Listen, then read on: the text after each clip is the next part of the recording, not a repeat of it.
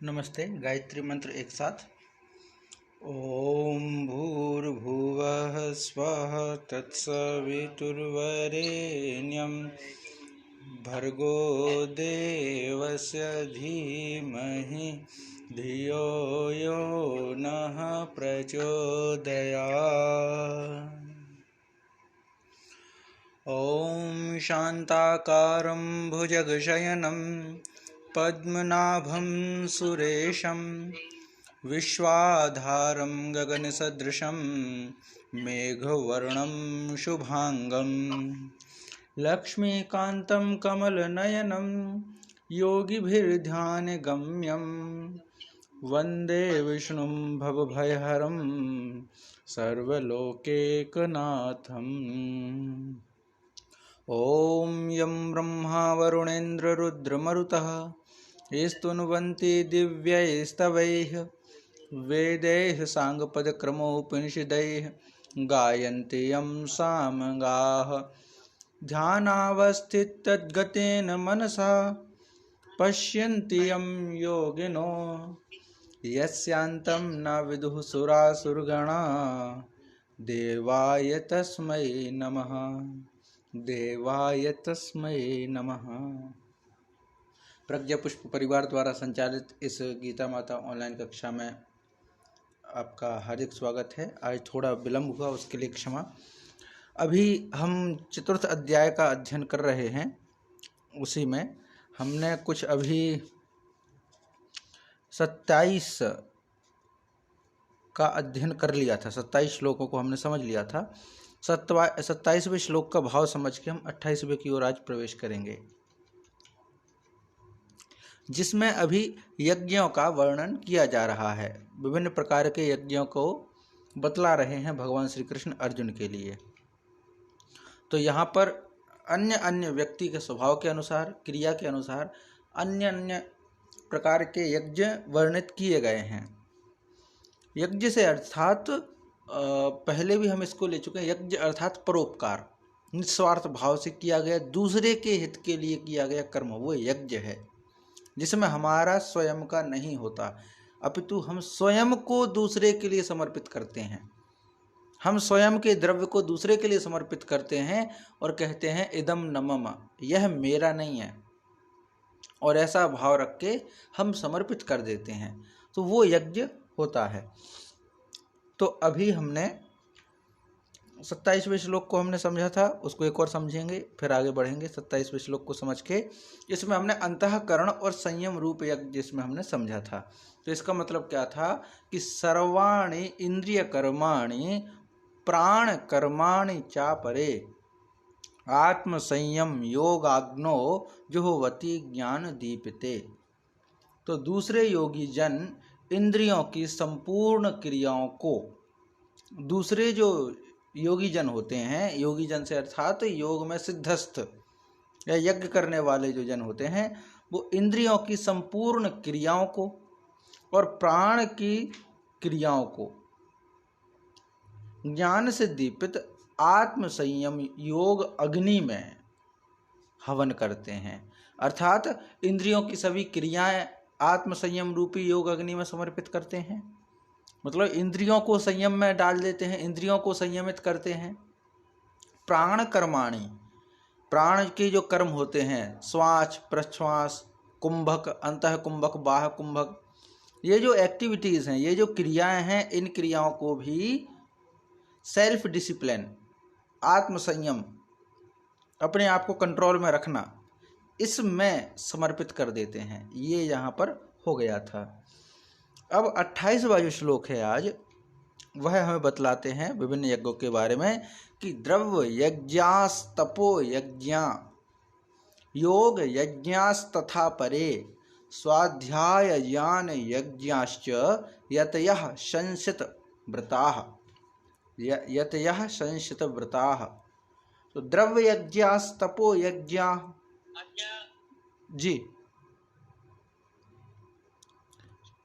जी कुछ प्रश्न है माता जी?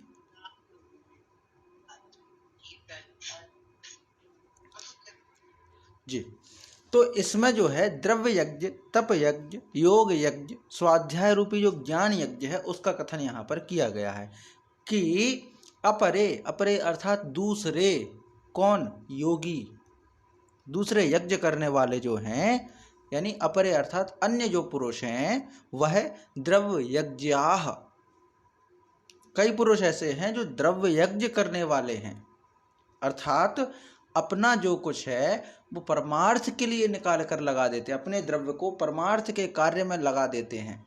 जैसे हम देखते थे पुराने उसमें कि बहुत सारे लोग हैं जो बावड़ियाँ बनवा देते थे, धर्मशालाएं बनवा देते थे, और भी समाजोपयोगी सामग्री बना देते थे, अर्थात अपने धन को परमार्थ के लिए लगा देते थे।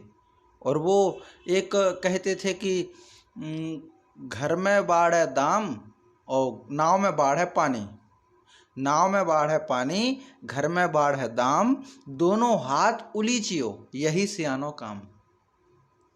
घर में अगर पैसा बढ़ जाए, नाव में अगर पानी बढ़ जाए, नाव में पानी भर जाए, घर में पैसा बढ़ जाए, तो यही समझदारी का काम है कि दोनों हाथ से उसको बाहर उलीचो, उलीचो वहाँ फेंको, बाहर फेंको, बाहर फेंको, बाहर फेंको। अगर नहीं फेंका तो यही हमें डुबो ले जाएगा, यही हमें डुबो ले जाएगा। तो वो एक परमार्थ की समाज था कि वहाँ पे हम समाजोपयोगी लगाते थे। और आज जो समाज में सेवाएं चल रही हैं, आज भी सामाजिक करते हैं, हमारे नगर में भी बहुत सारे रहे और कुछ स्वभावगत प्रवृत्ति है कि हम भी उनसे जुड़े, पर वहाँ पर जो समाज सेवा हो रही वो अलग प्रकार की है। बैनर लगा करके उनको खीर पूड़ी बांट रहे हैं, उनको कपड़े बांट रहे हैं, लोगों को जो गरीब लोग हैं उनको कपड़े बांट रहे हैं, उनको किताबें, तो ठीक है किताबें कभी कभी बांटते हैं, नहीं भी बांटते, पर कपड़े जरूर बांटते हैं, उनको भोजन जरूर बांटते हैं, उनको फल जरूर बांटते हैं। अपने जन्मदिन के दिन पहुँच गए फल बांट दिए। ये कौन सी समाज सेवा कर रहे हैं आप? ये तो आप उनमें हीन प्रवृत्ति भर रहे हैं, जो कमजोर हैं, और फिर उसके बाद फोटो भी खिंचवा रहे हैं। मतलब आपके अंदर लोकेशना भी है कि मैं यहाँ पर फल वितरण करूँगा, मैं यहाँ पर कंबल वितरण करूँगा, मैं यहाँ पर वस्त्र वितरण करूँगा, तो मुझे इसका मिलेगा, मुझे इसकी प्रशंसा मिलेगी। ये समाज सेवा है। और सबसे ज़्यादा आप उन लोगों का अहित कर रहे हैं, क्योंकि अगर वो आज आपकी वस्तु को स्वीकार कर लेंगे तो कल के दिन उनको हाथ फैलाने में कोई शर्म नहीं आएगी। उनका जो स्वाभिमान है वो स्वाभिमान डिगने वाला है, रहेगा नहीं स्वाभिमान। तो ये प्रवृत्ति तैयार कर रहे हैं। पहले के लोग कितने समझदार थे, किसी को ये भाव में नहीं देते थे कि भाई तुम ये लो, वो आता था तो देते भी थे, जो ऐसी स्थिति में थे तो उसको देते भी थे, घर से भगाते नहीं थे, भोजन कराते थे, सब था, सामाजिक व्यवस्था थी। पर ये नहीं था कि किसी आदिवासी बस्ती में या किसी गरीब बस्ती में चले गए हैं, झुग्गी झोपड़ियों में चले गए और वहाँ पर जो अपना प्रचार कर रहे हैं, क्योंकि उनके अंदर हीन भावना आ रही। उनको आप एड मत दीजिए, उनको ट्रेड दीजिए, उनको व्यापार दीजिए, उनको रोजगार सिखाइए, ताकि वो आपके समकक्ष हो जाएं। फिर आपको तकलीफ होगी कि ये तो हमारे बराबर हो गए। आज का समय बड़ा विचित्र है, हर कोई चाहता है कि आप अच्छा काम करें, लेकिन कोई भी ये नहीं चाहता कि आप उनसे अच्छा काम करें। हर कोई चाहता है कि आपकी लाइफ अच्छी हो, पर कोई भी नहीं चाहता कि आपकी लाइफ उनसे अच्छी हो। तो बहुत बड़ा अंतर है। तो समाज सेवा के प्रति हमें सोचना चाहिए। तो पहले जो लोग हैं वो द्रव्य यज्ञ करते थे, उनके पास जो सामग्री होती थी उसको लुटाते थे, परमार्थ के लिए लगाते थे। आज अगर कहीं मंदिर में, धर्मशाला में कोई दान भी कर दे तो पहले पत्थर जरूर लगा देंगे। लोकेशना का हाल तो इस तरह से है कि एक प्रसंग है, स्मरण आ गया, इस विषय से जुड़ा हुआ, थोड़ा हास्य भी है उसमें। आज इस तरह का जैसा चलता है गुप्त दान, भाई ठीक है, गुप्त दान का अर्थ ये होता है कि पता ना चले किसने दिया, हमें नहीं चाहिए, जो दिया राम ने दिया, कि भाई तेरा तुझको अर्पण क्या लागे मेरा, इस भाव से दिया, वो गुप्त दान होता था। पर आज गुप्त दान की बड़ी परंपरा है। एक मंच पे बैठे हुए किसी व्यक्ति ने गुप्त दान दिया तो माइक से अनाउंस हुआ, उन्होंने करवाया कि भाई मैंने जो है गुप्त दान दिया, आप माइक से बोलो। तो उन्होंने कहा कि यहाँ किसी ने गुप्त दान दिया है, कुछ भी रुपयों का, 10,000 रुपये मान लीजिए, गुप्त दान दिया। फिर सेकंड बार फिर कहते हैं कि भाई ये बोल दीजिए कि जिन्होंने गुप्त दान दिया है वो मंच पे बैठे हैं। तो फिर बोला गया कि जिन्होंने गुप्त दान दिया है 10,000 रुपए का, वो मंच पर बैठे हुए हैं।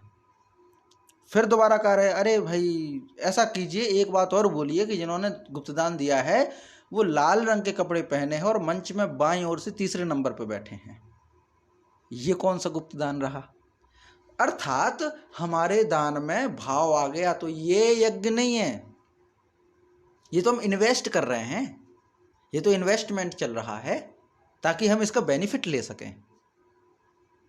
यज्ञ तो ये होता था कि हमने अपने घर की पूंजी लगा के कहीं किसी तीर्थ स्थान में यज्ञशाला, धर्मशाला बनवा दी, और वहाँ पर जो धर्मात्मा व्यक्ति हैं, जो यात्री हैं, वो सुख प्राप्त कर रहे हैं, वहाँ पर रह रहे हैं, उनको सेवा मिल रही हैं, वो आपको बिना जानते हुए भी दुआएं देते हैं, वो यज्ञ है। आप नहीं जानते उसका भोग करने वाला कौन है, आपको नहीं पता कौन है, लेकिन वो जो दुआएं हैं वो यज्ञ है।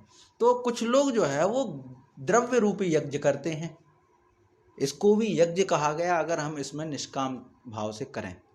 अगर कामना से करेंगे तो यह यज्ञ नहीं है, ये व्यापार है। और यज्ञ अर्थात परमार्थ। दूसरा फिर कहा गया तपो यज्ञ, तप रूपी यज्ञ। तप रूपी यज्ञ अर्थात स्वयं को कष्ट दे करके, स्वयं को संयमित करके किया जाने वाला यज्ञ तपो यज्ञ कहलाता है। तो बहुत सारे साथी जो है वो तपो यज्ञ करते हैं। तपो यज्ञ तप के आधार पर, जैसे कोई भोजन के भोजन के स्तर पर अपने आप को यज्ञ के रूप में समर्पित करता है कि हम इतने ऐसे भोजन करेंगे। कोई अभी जैसे नवरात्रियाँ आएंगी तो यहाँ पर प्रचलन है समाज में कि कुछ लोग व्रत रखते हैं, अनुष्ठान रखते हैं, कुछ एक समय आहार लेते हैं, कुछ 9 दिन तक निराहारी रहते हैं। और वीडियो फोटोज़ वायरल होती हैं कि कई लोग तो यहाँ पे जो गेहूं के जवारे होते हैं, व्हीट ग्रास टाइप में, वो जवारे जो हैं या जौ के जवारे अपने शरीर पे भी उगाते हैं। ये भी तप है, अपने शरीर पे उगाते हैं, 9 दिन तक बिल्कुल पड़े रहते हैं, ये भी तप है। कुछ नंगे पैर चलते हैं, चप्पलें नहीं पहनते हैं, कुछ वस्त्रों के स्तर पे, कुछ जमीन शयन वाला, भूमि शयन वाला व्रत ले लेते हैं। तो ये जो व्रत है ये तप यज्ञ के अंतर्गत है, क्योंकि वो तप कर रहे हैं। और तप करने का बड़ा अभिप्राय यह है कि स्वयं को सुख सुविधाओं से दूर रखना, स्वयं को सुख सुविधाओं से दूर रखना। मुझे भी कई बार ऐसा लगता है तप यज्ञ एक दूसरा भी होता है। जैसे ये कहा ना द्वंद्वातीत एक शब्द था, तो मान और अपमान दोनों में ही समान रहना, तो वो भी एक तप का बहुत बड़ा हिस्सा है।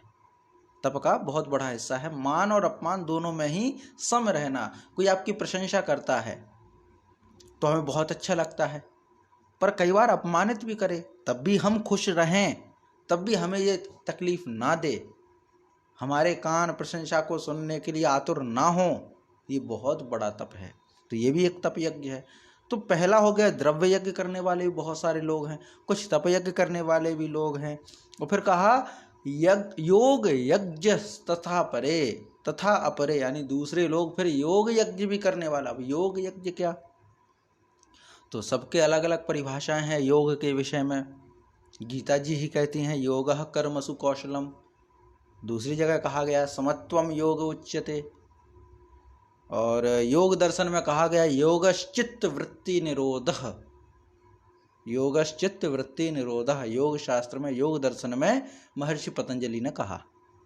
तो योग की विशेष परिभाषाएं। तो कभी हम चाहते हैं कि योग का ही एक अलग सेशन हो, क्योंकि योग के नाम पे बहुत बड़ा कन्फ्यूजन है समाज में, बहुत बड़ा कन्फ्यूजन। लोग ये सोचते हैं कि व्यायाम कर लिया, एक्सरसाइज कर लिया, यही योगा है, और योगा एक मात्रा और लगा देते हैं योगा। योग तो अर्थ है जोड़ना, जुड़ना, आत्मा का परमात्मा से मिलन, दैट इज योग। यह योग है, अपने आप को हाई पावर, सुप्रीम पावर जो है उससे कनेक्ट करना, वो योग है। और इसका एक बहुत बड़ा लेवल है, एक सिस्टम है। ये प्राणायाम कर लेना, आसन कर लेना, ये कुछ कलाबाजियां सिखा लेना, दिखा देना, ये योग का हिस्सा नहीं है। योग तो शारीरिक स्तर पर भी है और सूक्ष्म शारीरिक स्तर पर भी है, मानसिक स्तर पर भी योग है। उसको हम समझ नहीं पाते हैं और भ्रम में पड़े रहते हैं। तो योग का एक सिस्टमेटिक तरीका है, और जो ज़्यादा प्रचलित है, जैसे गीता जी ने तो कह दिया कि समत्वम योग उच्यते, समभाव में रहना, न ज़्यादा खाना, न भूखे रहना, न सुख की आशा करना, न दुख की चिंता करना, न मान की अभिलाषा हो, न अपमान का डर हो, न जन्म की चिंता हो, न मृत्यु का दुख हो। इन सब में सम रहना ही योग है। ये तो योगेश्वर भगवान श्री कृष्ण कह गए। और एक और कहा कि आप जो कर्म करते हैं वह भी योग है, क्योंकि कर्म में कुशलता, आप कर्मों को कितने कुशलता से कर पा रहे हैं वह भी योग है। वह भी योग कहा गया है कि कर्मों की कुशलता, कर्मों को आप किस तरह से कर पा रहे हैं, यह योग है। योगः कर्मसु कौशलम। और ये जो योग दर्शन है, इसमें कहा गया योगश्चित्त वृत्ति निरोधः, चित्त वृत्ति निरोधः योगः, चित्त की वृत्तियों को निरोध करना, रोक देना, चित्त में वृत्तियां ना आए, चित्त स्थिर हो, वह भी योग है। और योग का एक जो 8 स्टेप हैं, 8 पद्धतियां हैं, वो प्रचलित हैं, जिसको हम कहते हैं अष्टांग योग। अष्टांग योग, अष्ट अंग हैं जिसके, वह योग। तो योग के 8 अंग हैं। तो 8 अंग कौन कौन से हैं उसमें आता है कि यम, नियम, आसन, प्राणायाम, प्रत्याहार, धारणा, ध्यान, समाधि। तो यम से लेकर के समाधि तक पहुंचना, ऐसे नहीं कि पहली सीढ़ी से हम सीधे 8वीं सीढ़ी तक पहुंच जाएं। और ऐसा भी नहीं है कि एक दिन हमने सब कर लिया और हम बहुत बड़े तपस्वी हो गए। ये भी गलतफहमियां हो जाती हैं कि हमने एक दिन ध्यान कर लिया और हम ये कल्पना करने लगते हैं, 2 दिन ध्यान कर लिया, 10 दिन ध्यान कर लिया और अपने आप को हम बहुत बड़े तपस्वी मान बैठे कि हमसे बड़ा तपस्वी तो कोई दूसरा नहीं है, और अभी हम कमंडल में से जल फेंकेंगे और देखो चमत्कार होता है। ऐसे भी बहुत सारे लोगों के भाव हो जाते हैं। ऐसा नहीं है। योग में सिद्धियां भी लालच देती हैं। जब योग दर्शन पढ़ते हैं तो योग में सिद्धियां भी लालच देती हैं। वहाँ हमें बैलेंस बना के चलना पड़ता है। अगर आप सिद्धियों में पड़ गए, अगर आपको कुछ प्राप्त हो गए और उन्हीं का प्रदर्शन करने लग गए, तो वो योग नहीं है, वो तो भटकाव है। और वो भटकाव आपको समाधि तक नहीं ले जा पाएगा। समाधि का मतलब है स्थित रहना और वहाँ पर ईश्वर का आनंद, ईश्वर के ज्ञान में समर्पित रहना, वो समाधि है। तो योग जो है बहुत बड़ा कंसेप्ट है, बहुत बड़ा विषय है। हम चाहेंगे किसी दिन इस पर विशेष सेशन रखा जाए, क्योंकि योग को लेकर के बहुत भ्रांतियां हैं समाज में, सच में बहुत भ्रांतियां हैं। 1-2 आसन कर लिया और कह देंगे कि ये जो है हमने योग कर लिया, और पिक्चर क्लिक करके फेसबुक पे, सोशल मीडिया पे अपलोड सबसे पहले करेंगे, आज हमने योग किया। और कुछ लोग तो कह देते आज हमने योगा किया, और किया कुछ नहीं है, 1-2 आसन कर लिए, प्राणायाम। आसन प्राणायाम करना योग नहीं है, योग का एक हिस्सा है। जैसा कि हमने बताया, योग का एक हिस्सा है जिसमें यम भी हैं। इनका देखें, व्याख्या करें तो बड़ा लंबा हो जाए, किसी दिन इसको विस्तार से समझेंगे। पर यम में भी बहुत कुछ है। जैसे यम में है अहिंसा, सत्य, अस्तेय, ब्रह्मचर्य, परिग्रह, अपरिग्रह। अहिंसा से रहना, सत्य बोलना, अस्तेय, अस्तेय अर्थात जिस वस्तु की कीमत हमने ना चुकाई हो उसको उपयोग नहीं करना। किसी की वस्तु को बिना परमिशन के, बिना उसकी अनुमति के लेना चोरी है। जब तक आपने या तो उसकी अनुमति ना ली हो, या वो स्वेच्छा से आपको ना दे, या फिर उसको बिना सूचना के किसी का उपयोग कर लेना, अस्तेय, अस्तेय माना गया, चोरी मानी गई है उसको। तो ये यम के अंतर्गत है। अगर आप ऐसी वस्तु का उपयोग कर रहे हैं तो आप यम रूपी सीढ़ी पर ही गिर रहे हैं, जो पहली स्टेज है। ब्रह्मचर्य, अपरिग्रह, अपरिग्रह माने ज़्यादा ना रखने की कामना, ज़्यादा संजो के नहीं रखना, यह भी यम का एक हिस्सा है। और जब यहाँ से आगे बढ़ेंगे तो दूसरा स्टेज आएगा नियम। तो नियम में है शौच यानी शुद्धता, शारीरिक स्तर पर भी और मानसिक स्तर पर भी हमारे विचार शुद्ध होवें। फिर संतोष, जो प्राप्त है उसी में संतुष्ट रहना, ज़्यादा कर लालच ना करना। इच्छा रखना ठीक है, प्रयत्न करना ठीक है, पर लालच नहीं रखना, लालच शून्य होना चाहिए, वो संतोष। तपह, तप को जीवन में शामिल करना। स्वाध्याय, स्वाध्याय अर्थात पुस्तक अध्ययन तो ठीक ही है, स्वाध्याय का अगर हम वर्ण विच्छेद करें, शाब्दिक अर्थ समझे तो स्व अध्याय, स्वयं का अध्याय करना, और स्वयं के अध्याय में बहुत सारी उपयोगी पुस्तकें हो सकती हैं। तो पुस्तक अध्ययन करना स्वाध्याय नहीं है, वह तो अध्ययन है, पुस्तक अध्ययन है। पर जो हम स्वयं को सेल्फ रीडिंग अगर हम करें, पुस्तकों तो माध्यम है, लेकिन पुस्तकों के माध्यम से अगर हम स्वयं को पढ़ते हैं, स्वयं को जानते हैं और स्वयं को एक विशेष मार्ग में प्रेरित कर पाते हैं, दैट इज स्वाध्याय। यह स्वाध्याय है, इसको हमें समझना है। तो ये बहुत लंबी लिस्ट है, 8 ही अंग हैं। तो यम हो गया, नियम हो गया, फिर आसन होंगे, प्राणायाम, धारणा, ध्यान, समाधि, ऐसे। जी आदरणीय सुधीर जी, आपका कुछ प्रश्न है या कुछ विचार? मैं तो अभी जुड़ा हूँ, जो प्रसंग चल रहा था उसी में पूछना चाह रहा हूँ जी। अध्ययन और स्वाध्याय में क्या मेजर डिफरेंस है? वही मैं बतला रहा था। अध्ययन, अध्ययन अर्थात हम सामान्य रूप से जहाँ तक मुझे समझ में आता, अध्ययन हम कह सकते हैं रीडिंग, कुछ पढ़ना, और स्वाध्याय पढ़ना जी, मतलब पाठन। हाँ पाठन, अध्ययन जी, और स्वाध्याय 3 शब्द हो गए जी। तो पाठन को आप अध्ययन बोलेंगे? जहाँ तक मुझे लगता है अध्ययन तो माने पाठन से होना चाहिए, और स्वाध्याय जो है वो स्वयं के अध्ययन से, स्वयं को जानने से। एक जगह मैंने पढ़ा था जी, इसका मैं भूल भी रहा हूँ, वो श्लोक भी था जी। अध्ययन और स्वाध्याय में मेजर डिफरेंस ये है जी, कि अध्ययन आप किसी भी करिकुलम या सिलेबस को जो है वो करते हो, जी, वो अध्ययन है और उसमें एग्जामिनेशन प्रोन होता है वो जी, अल्टीमेटली। जी, जी, जी। लेकिन स्वाध्याय ये है कि पर्टिकुलरली ये अटैच्ड है आर्ष ग्रंथों के साथ में। जी। यदि आप आर्ष ग्रंथों का निरंतर स्वाध्याय करते हो और कुछ उससे आत्मिक और आध्यात्मिक उपलब्धि होती है, अध्ययन में जरूरी नहीं है। जी, जी, जी। स्वाध्याय में ये जरूरी है कि आत्मा आत्मिक केंद्र हो जी, और उसके बाद में आपको जो उपलब्धि हो रही है वो आपकी आत्मा की आकृति को और अनुभवों को बढ़ाती है और आध्यात्मिकता की तरफ ले जाती है, चाहे बिल्कुल बहुत ही कम अनुपात से भी ले जाती हो, लेकिन निरंतर यदि आप स्वाध्याय करेंगे जी, जी, तो उसमें कहीं पर ये भी हुआ है कि बहुत निरंतर लंबे समय तक, दीर्घ समय तक आप यदि आर्ष ग्रंथों के स्वाध्याय से यदि बने रहेंगे जी, तो मोक्ष की सिद्धि का भी कई मार्गों में से एक मार्ग है। जी, जी, बिल्कुल। तो अब इसको आप थोड़ा सा और कहीं अध्ययन करके बताइए, मुझे तो इतना समझ जी नहीं मिल रहा है। बिल्कुल, इस विषय में मैं और अध्ययन करके बताऊंगा, पर यही है स्वाध्याय। जी, और जो तीसरा एक शब्द जो बीच में आया आपने, पाठन जिसको बोलते हैं, जी, पाठन, जी, पाठन तो पढ़ाना हो गया। हाँ हाँ, पाठन पढ़ाना, पठन माने पढ़ना।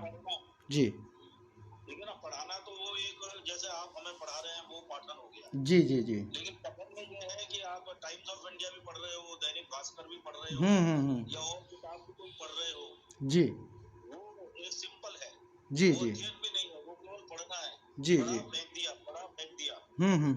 जी, बिल्कुल, ये सही है। में भी धारण किया जी, जी, वो ठीक है। जी, जी, लेकिन आप अध्ययन में जो है वो यदि आप एग्जामिनेशन प्रोन है तो आपको निश्चित रूप से जो है वो आपको स्मरण में भी रहना चाहिए। जी, जी, अवश्य। स्वाध्याय का तो स्मरण में रहता ही है, रहना ही चाहिए कि आपने तो में से आज क्या सत्यार्थ प्रकाश को पढ़ लिया, रामायण को जी, पढ़ जी, लिया, जी, अब तो गीता है, जी, तो ये एक तरह से उच्चारण से स्वाध्याय है। जी, मतलब कि हम केंद्रित होकर आपको सुने। हाँ, यदि हम आपके इसको कैजुअली लेके यदि सुनते हैं, कभी इधर हो गए कभी उधर हो गए, जी, और आत्म केंद्रित होना नहीं है, तो वो स्वाध्याय नहीं हुआ, वो फिर अध्ययन नहीं हुआ। तो ये एक मेजर डिफरेंस है जो मैं बताना चाह रहा था। जी, बाकी आप और इसमें जो है वो बताइएगा तो हमारे थोड़े से ज्ञान में वृद्धि होगी। जी, जी, बिल्कुल, बिल्कुल। तो यही है स्वाध्याय जो आपने बताया, बिल्कुल ये सही है, मुझे भी यही लगता है। स्वाध्याय माने धार्मिक या आर्ष ग्रंथों का अध्ययन, और इन अध्ययन से अपने आप को तैयार करना, अपने आप को जानना। माने स्व माने तो स्वयं होता है, स्व माने स्वयं, तो स्वयं को जानने में सहायक जो अन्य सामग्री, इनको आर्ष ग्रंथ हम कह सकते हैं, इनकी सहायता से हम जाने स्वयं को, तो वो जो अध्ययन है वो स्वाध्याय है। जी, तो ये है। तो स्वाध्याय हो गया, और स्वाध्याय के बाद ये जो विषय चल रहा था अपना तपः स्वाध्याय ईश्वर प्रणिधानानि, यानी ईश्वर के लिए सब कुछ समर्पित कर देना। जो कुछ हम कर रहे हैं वो ईश्वर के चरणों में समर्पित करके कार्य करना, वो ईश्वर प्रणिधान। तो ऐसे बहुत सारे शब्द हैं जो अष्टांग योग को एक संपूर्ण करते हैं। तो एक छोटा वर्ड जरूर है योग, अष्टांग योग, पर इसकी बहुत लंबी प्रोसेस है, प्रक्रिया है। जब तक हम उसको फॉलो ना करें तो योग पूर्ण नहीं होता। तो योग यज्ञ करने वाले भी बहुत सारे हैं। उसके बाद फिर ये आगे अगला, ये जो 28वां श्लोक चल रहा है उसी में है कि द्रव्य यज्ञास तपो यज्ञाः योग यज्ञास तथा परे। तो द्रव्य यज्ञ करने वाले बहुत सारे हैं, तपो यज्ञ करने वाले बहुत सारे हैं, योग रूपी यज्ञ करने वाले भी बहुत सारे हैं। आगे फिर कहते हैं स्वाध्याय ज्ञान यज्ञाश्च, स्वाध्याय ज्ञान यज्ञाश्च। तो स्वाध्याय के आधार पर अर्थात स्वाध्याय रूप ज्ञान यज्ञ करने वाले, ज्ञान का प्रसार करने वाले जो हैं वो ज्ञान यज्ञ भी करते हैं।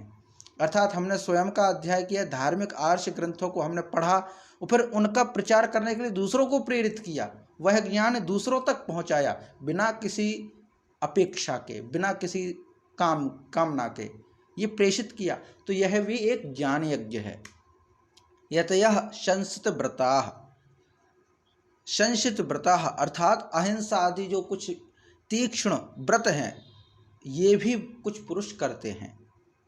तो ये विभिन्न पुरुषों की प्रवृत्ति के अनुसार विभिन्न प्रकार के यज्ञों का यहाँ पर एक तरह कथन किया गया है कि द्रव्य यज्ञास तपो यज्ञ योग यज्ञास तथा परे स्वाध्याय ज्ञान यज्ञाश्च, स्वाध्याय ज्ञान यज्ञाश्च यतयः संशित व्रताः, यतयः संशित व्रताः।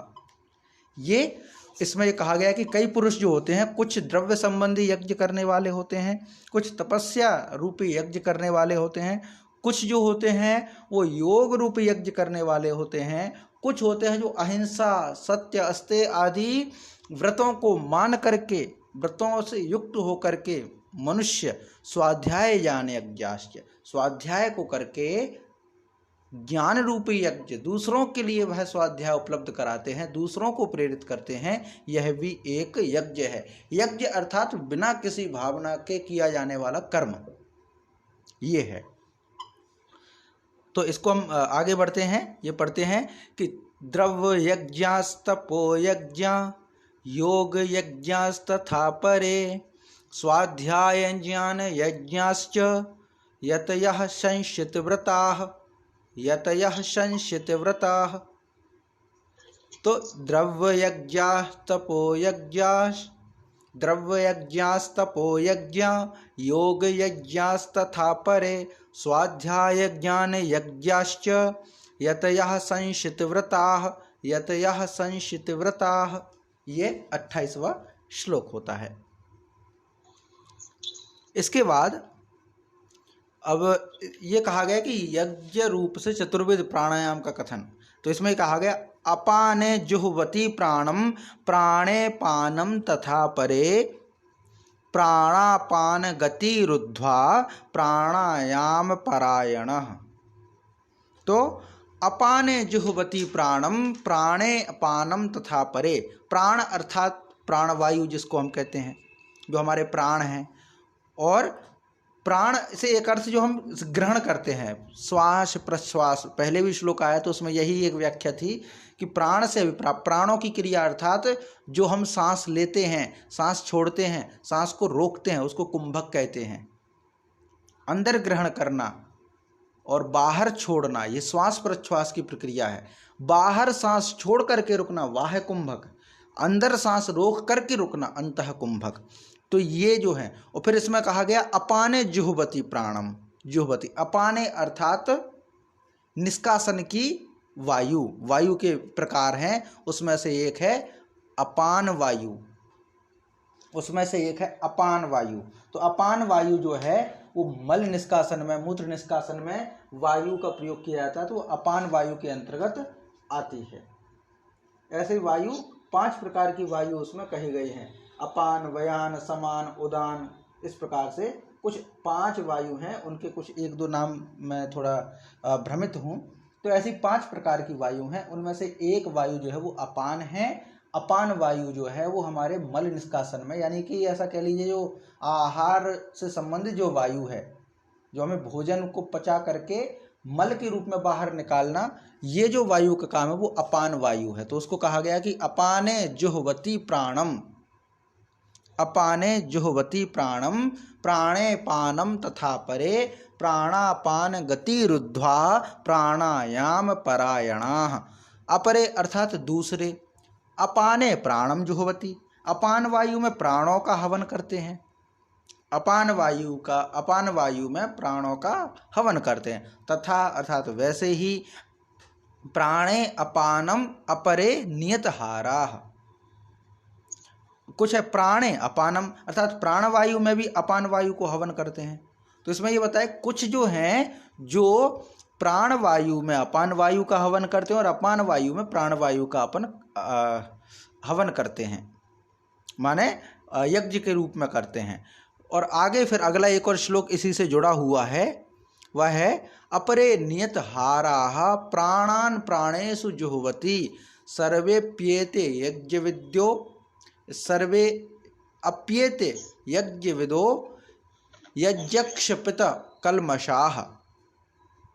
अर्थात अपरे नियतहाराः, अन्य कितने ही जो हैं वो नियमित आहार करने वाले हैं। फिर प्राणायाम परायण, प्राणायाम परायण पुरुष प्राणायान गतिरुद्ध्वा, प्राण और अपान, प्राणापान अर्थात प्राण और अपान इन दोनों की गति को रोक करके प्राणान प्राणेषु जुह्वति, प्राणों को ही प्राणों में हवन करते हैं। एते सर्वे अपि, यह सभी साधक यज्ञक्षपित अर्थात यज्ञों के द्वारा, यज्ञक्षपित कल्मषाः यज्ञों के द्वारा पापों को नाश कर देने वाले यज्ञविदः यज्ञों को जानने वाले हैं। ये 2 श्लोक एक साथ हैं, इसको हम और समझते हैं विस्तार से कि पहले जो इसमें वायु है भी प्राण अपान जी उदान समान और व्याम, जी जी हाँ, प्राण अपान उदान समान और व्याम, जी जी बिल्कुल, 5 तरह की वायु है। हाँ 5 प्रकार की वायु है यहाँ पे। तो ये वही है कि दूसरे कितने ही योगीजन अपान वायु को प्राण वायु में हवन करते हैं, वैसे ही अन्य योगीजन प्राण वायु को अपान वायु में हवन करते हैं। तो एक दूसरे में समर्पित करना, तथा अन्य कितने ही नियमित आहार करने वाले, नियत यानी नियमित आहार करने वाले, तो नियताहारः नियमित आहार करने वाले प्राणायाम परायण जो होते हैं, प्राणायाम परायण से अर्थात प्राणायाम करने वाले, यानी प्राणों का आदान प्रदान करने वाले, उनमें सक्षम हैं, यानी प्राणायाम करने वाले जो हैं वह प्राण और अपान की गति को रोक करके प्राणापान गतिरुद्ध्वा, प्राण और अपान की गति को रोक करके प्राणान प्राणेषु जुह्वति, प्राणों का प्राणों में हवन करते हैं। यहाँ पे प्राण और अपान इन दोनों का विशेष महत्व है। और फिर एक शब्द और आया था नियतहारा, और आहार के विषय में जो है वो आगे 6वें अध्याय में आहारों की प्रकृति बतलाई गई है, तो ये हो जाएगा। फिर आगे है एते सर्वे अपि यज्ञ क्षपित कल्मषाः, ये सभी साधक जो हैं, इतने प्रकार के जितने भी यज्ञ करने वाले जो साधक हैं, ये सभी साधक यज्ञों द्वारा पापों को नाश कर देने वाले और यज्ञों को जानने वाले हैं। माने ये सभी जो साधक हैं, ये सभी जो यज्ञ करता हैं, ये यज्ञों को जानने वाले हैं, जो भले भी किसी प्रकार का करते हों। कोई समाज का काम करता हो, सामाजिक निष्काम भाव से करता, तो वो भी जानता कि ये अच्छा है और वो पालन में करता है। तो यहाँ पे जो एक बात है, एते सर्वे अपि यज्ञ क्षपित कल्मषा, तो ये सभी यज्ञ करने वाले जो साधक हैं वह यज्ञों द्वारा पापों का नाश कर देने वाले हैं और यज्ञों को जानने वाले हैं। ये यहाँ पर हो जाएगा। तो 30 और 31, ये 29 और 30 दोनों श्लोक एक साथ हैं, तो इनको हम पाठ करते फिर आगे। अपाने जुह्वति प्राणम, अपाने जुह्वति प्राणम प्राणे पानम तथा परे प्राणे पानं तथा परे प्राणापान गतिरुद्ध्वा प्राणापान गतिरुद्ध्वा प्राणायाम परायणाः अपाने जुह्वति प्राणं प्राणे पानं तथा परे प्राणापान गतिरुद्ध्वा प्राणायाम परायण अपरे नियतहाराः प्राणान् प्राणेषु जुह्वति सर्वेप्येते यज्ञविदो यज्ञक्षपितकल्मषाः अपरे नियतहाराः प्राणान् प्राणेषु जुह्वति सर्वेप्येते यज्ञविदो यज्ञक्षपितकल्मषाः यज्ञक्षपितकल्मषाः। ये 30। फिर 31वां जो है, यज्ञ शिष्टामृत भुजो यान्ति ब्रह्म सनातनम नायम लोको अस्त्य अयज्ञस्य कुतो अन्य कुरुसत्तम। तो इसमें क्या है, यज्ञ शिष्टामृतम भुजः यान्ति ब्रह्म सनातनम न अयम लोकः अस्ति अयज्ञस्य कुतः अन्य कुरुसत्तम। तो ये जो है इसका वर्ण विच्छेद हो गया। अब इसमें क्या है, क्या कहना चाह रहा है, तो कुरुसत्तम अर्थात हे कुरुश्रेष्ठ अर्जुन। कुरुश्रेष्ठ अर्थात इनका जो वंश था वो तो एक ही था, लेकिन ये पांडु के पुत्र थे इसलिए पांडव हो गए। जैसे ये जो अर्जुन है, अर्जुन को पार्थ कहते हैं क्योंकि वो प्रथा पुत्र है। प्रथा मतलब कुंती के पुत्र हैं इसलिए पार्थ कह दिया, और पांडवों के पांडु पुत्र हैं इसलिए पांडव हैं, वरना इनका तो परिवार एक ही है, अंतर थोड़ी ना। तभी तो वो लड़ाई थी, क्योंकि हमारा भी तो है हिस्सा उसमें, अर्थात ये एक ही परिवार से हैं। तो जब वो कौरव हो गए, कुरुवंश के हैं, तो ये भी तो कुरुवंश के हैं, और कुरुवंशों में श्रेष्ठ इसीलिए संबोधन दिया है कि हे कुरुश्रेष्ठ अर्जुन, अर्थात कुरुवंश में श्रेष्ठ अर्जुन। अर्जुन यानी पांडवों का भी जो वंश था वो एक ही था, कुरुवंश। और वो जो युद्ध का मैदान कुरुक्षेत्र वो इनके ही पूर्वजों का, इनका ही एक हिस्सा था, तो कुरुक्षेत्र कहलाया।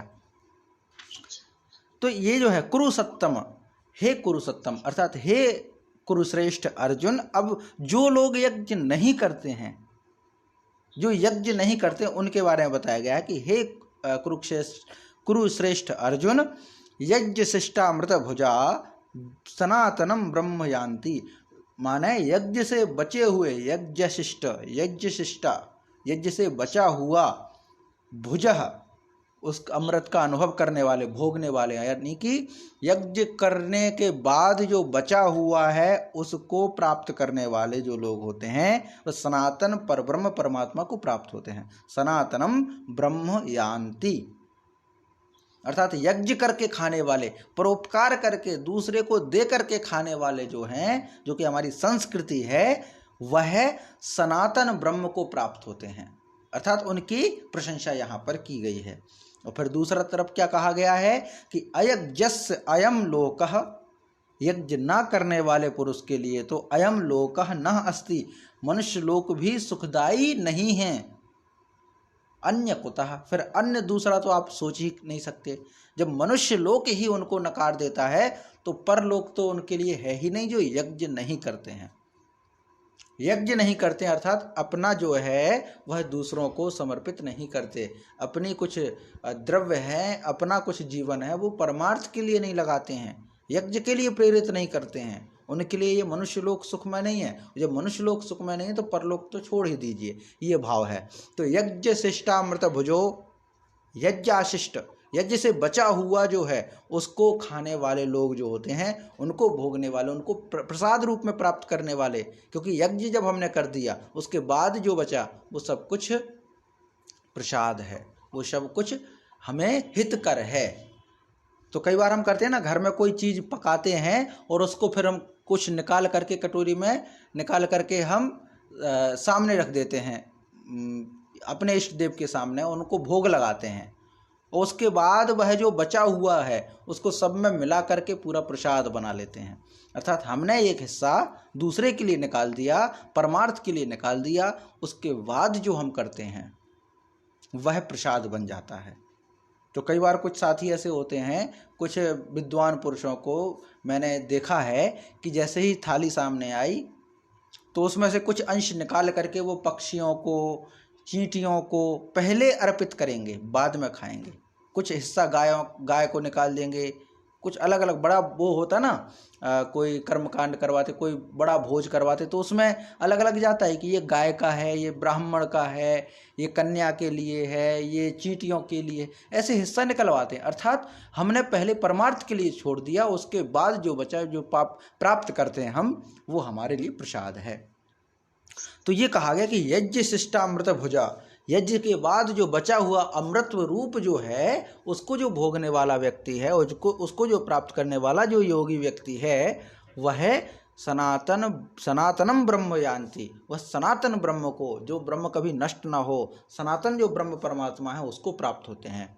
और दूसरी तरफ जो यज्ञ नहीं करते उनकी निंदा बताई है कि अयज्ञस्य अयम लोकः नास्ति, जो यज्ञ करने वाले, यज्ञ ना करने वाले जो लोग हैं, यज्ञ ना करने वाले जो लोग हैं, उनके लिए तो ये मनुष्य लोक, अयम लोकः, यह लोक ही सुखदायी नहीं है, ना अस्ति, नहीं है, अन्यः कुतः, फिर अन्य जो लोक है वह कैसे सुखदायी हो सकता है। अन्य जो व्यक्ति है, अन्य जो लोक है, क्षम्यताम, अन्य जो लोक है वह कैसे सुखमय हो सकता है, ये यहाँ पर कहा गया है। तो एक तरफ तो हमने यज्ञ करने वालों की प्रशंसा और दूसरी तरफ यज्ञ न करने वालों की निंदा, दोनों ही यहाँ पर प्रस्तुत हो गए। तो इसको फिर आगे बढ़ते हैं इसके बाद कि यज्ञ शिष्टामृत भुजो यान्ति ब्रह्म सनातनम नायम लोकोस्त्य यज्ञ नायम लोकस्त्य यज्ञ अस्ति अयज्ञ, तो यहाँ पे संधि हो गई, यण संधि, तो अस्त्यज्ञ नायम लोकोस्त्य यज्ञ कुतोन्य कुरु सतम यज्ञ शिष्टामृतम भुजो यज्ञ शिष्टामृत भुजो यान्ति ब्रह्म सनातनम नायम लोकोस्त्य यज्ञ, क्षम्यताम, नायम लोकोस्त्य यज्ञस्य नायम लोकोस्त्य यज्ञस्य कुतो अन्यः कुरु सतम, कुतो अन्यः कुरु सतम। ये 31वां हो गया। अब आगे फिर है 32वां जो श्लोक है, इसमें है एवं बहुविधा यज्ञा वितता ब्रह्मणो मुखे कर्म जान विद्धितान सर्वान एवं ज्ञात्वा विमुक्ष्यसे।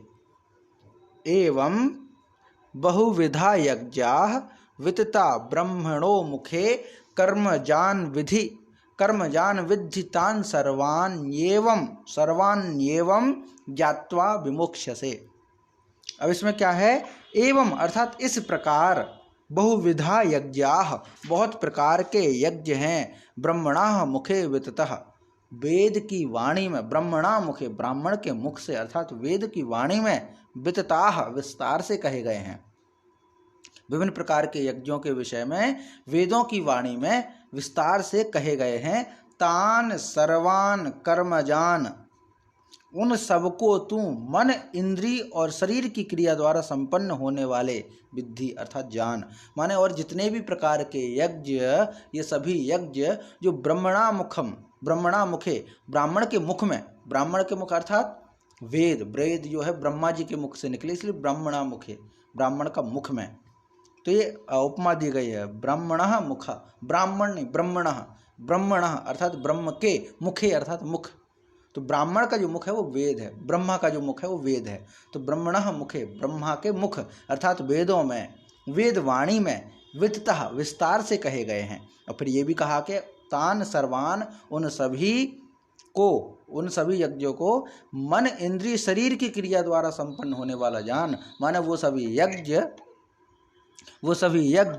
मन, इंद्रिय और शरीर की क्रिया द्वारा संपन्न होते हैं। एवं ज्ञात्वा विमुक्ष्यसे, इस प्रकार तत्व से जानकर उनके अनुष्ठान द्वारा कर्म बंधन से तू मुक्त हो जाएगा। ये उपदेश भगवान अर्जुन को करते हैं।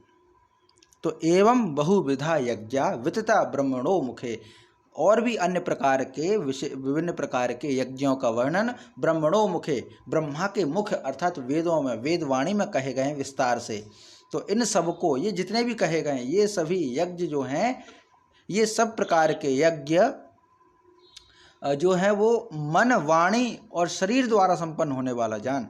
मन के द्वारा संपन्न होते हैं कुछ इंद्रियों द्वारा, कुछ शरीर की क्रिया द्वारा संपन्न होने वाले ही यज्ञ हैं, अन्य नहीं। मतलब ये सभी यज्ञ हमारे से जुड़े हुए हैं, हमारे शरीर से जुड़े हुए, या तो मन के स्तर पे हो या इंद्रिय स्तर पे, शारीरिक क्रिया के स्तर पर हो, वो यज्ञ हैं। और इस प्रकार जब तत्व से हम इसको जान लें, इन यज्ञों को जान लें, उनका अनुष्ठान करें, यानी जान करके, ज्ञात्वा माने जान करके उनका अनुष्ठान करते हैं, उनका अनुसरण करते हैं, तब हम कर्म बंधन से सर्वथा सब प्रकार से विमुक्ष से मुक्त हो जाएगा। ये कहा अर्जुन को कि जब तू उनको जान लेगा और उनका अनुसरण करेगा तो तू सभी बंधनों से, सभी प्रकार के कर्म बंधनों से मुक्त हो जाएगा। अर्थात कर्म बंधनों से मुक्त होने का एक और तरीका है कि हम यज्ञ करें, यज्ञ की संस्कृति को आगे बढ़ाएं, और जो यज्ञ में बाधक हैं उनका हम जो है प्रतिकार करें।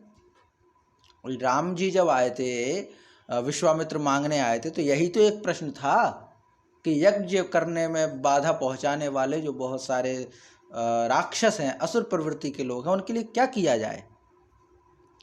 तो यही तो उन्होंने, जो साधुओं की हड्डियों को देखा था, ढेर लगा देखा, तो उन्होंने फिर यही तो कहा था, वो चौपाई कौन सी है रामचरितमानस की, कि ये जब ये देखा तो भुजा उठा करके, चौपाई ध्यान नहीं आ रही है, पर वो भाव यही कि उन्होंने अपनी भुजा उठा करके कहा था कि असुरहीन, मतलब मही करूं, भुज उठाए प्रणकीन, और ऐसे कुछ है, कुछ शब्द छूट रहे हैं, मतलब भाव यही है कि उन्होंने अपनी भुजा को उठा करके कहा था कि मैं इस धरती को असुरों से विहीन कर दूंगा, और जितने भी मुनि जन हैं, संत जन हैं, उनके आश्रम में जा करके, पहुंच करके उनको सुख प्रदान करूंगा। अर्थात प्रभु आते हैं, अवतार लेते तो इसीलिए कि जो यज्ञ में बाधक है उसका विनाश कर सकें, और जो यज्ञ करता है उसको सुख दे सकें। ये एक बहुत बड़ा आश्वासन ईश्वर का है। तो पहले आश्वासन हम पढ़ चुके कि यदा यदा ही धर्मस्य ग्लानिर्भवति भारत अभ्युत्थानम अधर्मस्य तदात्मानं सृजाम्यहम् परित्राणाय साधूनां विनाशाय च दुष्कृतान् धर्म संस्थापनार्थाय संभवामि युगे युगे। एक आश्वासन तो ये है। दूसरा आश्वासन ये है कि उन्होंने जब देखा, भगवान श्री रामचंद्र ने, कि यहाँ पर ये जो असुरों का उत्पात बहुत ज़्यादा हो गया है, जो यज्ञ के करता है, यज्ञ करने वाले हैं, वह लोग पीड़ित हैं, असुर प्रवृत्ति के लोग उन्हें परेशान करते हैं, तो उन्होंने फिर एक संकल्प लिया कि ये जो असुर लोग हैं इनको मैं छोड़ूंगा नहीं, इनको धरती में मिटा के रहूंगा, और जो संत जन हैं उनके आश्रम में पहुंच करके उनको शांति प्रदान करूंगा, यज्ञकर्ता जो भी हैं उनको शांति प्रदान करूंगा। तो आश्वासन रहता है। इसलिए हम यज्ञ की संस्कृति को वापस लाएं, और यज्ञ की संस्कृति सबसे अच्छी है कि इदम न मम, इदम न मम, यह मेरा नहीं है, और यह भाव करके हम छोड़ दें सामने वाले के लिए, तो ये बहुत बड़ी संस्कृति है। और आज जब भाई भाई अपने यज्ञ के, अपने भले के लिए, जमीन के लिए लड़ रहे हैं, तब तो ये बहुत आवश्यक हो जाता है। तो राम की जो संस्कृति वो यज्ञ की संस्कृति है, क्योंकि एक तरफ राम कह रहे हैं कि भाई भरत तुम रखो ये राज्य, इदम न मम, मेरे लिए नहीं है, अगर मेरे लिए होता तो पिता मेरे लिए वनवास नहीं थे, मेरे लिए तो दूसरा है, वनवास दे दिया, वन का राज्य है मेरा तो। और यहाँ भरत कहते हैं कि ना इति न मम, यह मेरा नहीं है, ये तो बड़े भाई का है। तो ये जो संस्कृति वो यज्ञ की संस्कृति दे सकती है। और राम, भरत, लक्ष्मण, शत्रुघ्न ये यज्ञ के द्वारा जो फल प्राप्त है उससे उत्पन्न है, अर्थात यज्ञ की संस्कृति को आगे बढ़ाने वाले ही प्रभु श्री राम हैं। तो आज तो बहुत प्रासंगिक है यज्ञ की संस्कृति, इसको लाना चाहिए। तो ये पूरा इसमें है कि एवं बहुविधा यज्ञा वितता ब्रह्मणो मुखे कर्म जान विद्धि तान सर्वान एवं ज्ञात्वा विमुक्ष से, उनको जान करके हम कर्म के बंधन से मुक्त हो सकेंगे। तो आज हमारा जो विषय वो यहीं पर समाप्त होता है। इनका पाठ करके फिर समाप्त करेंगे कि एवं बहुविधा यज्ञा वितता ब्रह्मणो मुखे कर्म जान विद्धितान सर्वान एवं ज्ञात्वा विमुक्षसे, एवं ज्ञात्वा विमुक्षसे। एवं बहुविधा यज्ञा वितता ब्रह्मणो मुखे कर्म जान विद्धितान सर्वान एवं ज्ञात्वा विमुक्षसे, एवं ज्ञात्वा विमुक्षसे। आज हम यहीं तक रखते हैं। कोई प्रश्न हो तो बताइए, शेष हम फिर शांति पाठ करें।